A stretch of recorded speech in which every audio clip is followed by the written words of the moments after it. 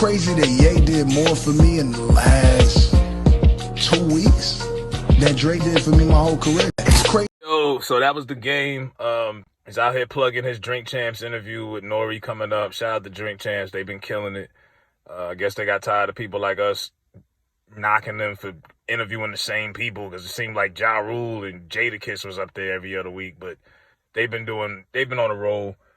Game saying he's got the best Drink Champs interview ever. He's got his work cut out for him because Kanye and a lot of people it's been really crazy. But he addressed the rumor that was out there, and I just want to give myself a pat on the back as one of the first people that, the vloggers or whatever you want to call us, that put this out there after the Super Bowl, because he was saying, oh, y'all putting out propaganda. I'm not jealous. I'm at a party having the time of my life. I didn't want to be up there. Yeah, now you basically just verified it. Now he's taking shots at Dre, saying that Kanye has been there for him more than Dr. Dre. Now, in context, if he's saying post 2005, yeah, he's telling the truth. Kanye has worked with Game more than Dr. Dre, obviously, but overall, no, he didn't sign you. He didn't have the patience to let you sit on the shelf all that time, put a game plan around you, put you in the right position like a coach does a great player.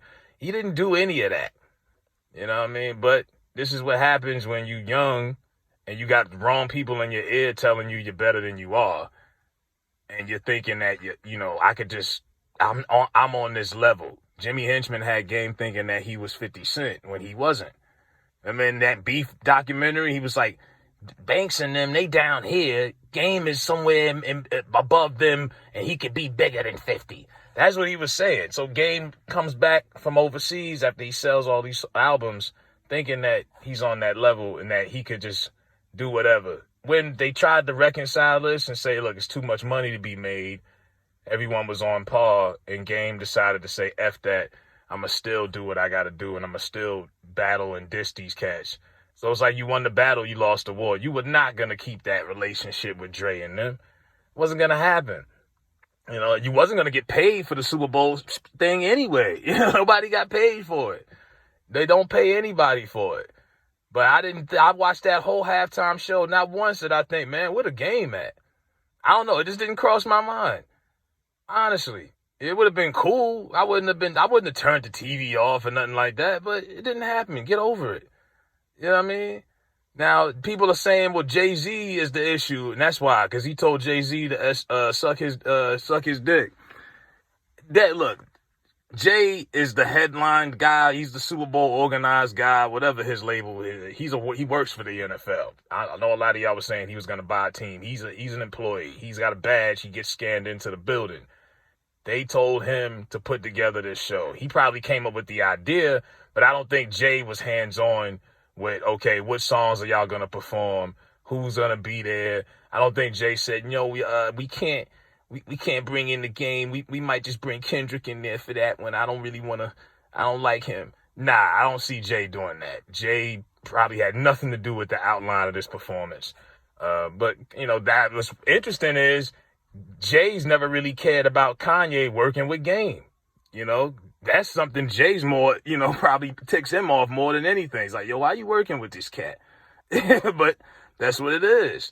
So Kanye and Game, they both weirdos, Kanye, musically, sometimes is genius. Sometimes it's a little too out there for me. But, I mean, why don't Game sign to Kanye if that's the case? But, you don't bite the hand that feeds you. And he did that a long time ago. And he's paying for it now. You won the battle, you lost the war. You don't bite the hand that feeds you and not expect to get that karma in return. But to act like Dre didn't do anything, and like I say, they don't really include Game when they even revisit their history of like Aftermath and all of that. A lot of times, and things that they've done over the years, they kind of skim over Game. You know what I mean? But Game was having that time period in his career, post G-Unit, and he was doing movies like Waist Deep and Belly 2. Oh God, Belly 2. I don't even remember what the premise was of that movie. I didn't even watch 30 minutes of that. Dre and them wasn't vibing with Game. Game was just doing his own thing, and I guess because Kanye was one of the few superstar producers, someone with credibility that was willing to stand by him, so I guess that's where his loyalty to Kanye lays now. But that's obviously, a cheap shot at Dre. He's acting like a scorned woman. You might as well light a cigarette, set the man clothes in his car on fire, for God's sakes. But they're trying to get people to watch this interview, so good promotion. It's got my attention, so it is what it is, man. Let me know what y'all think. Is Game tripping? Is Game acting like a scorned female, or is he telling the truth? Who knows? Maybe Kanye's a loan shark I don't know about. Maybe Kanye owned a couple mil, helped him pay a bill or two. Who knows? Let me know what y'all think in the comments. I'm out.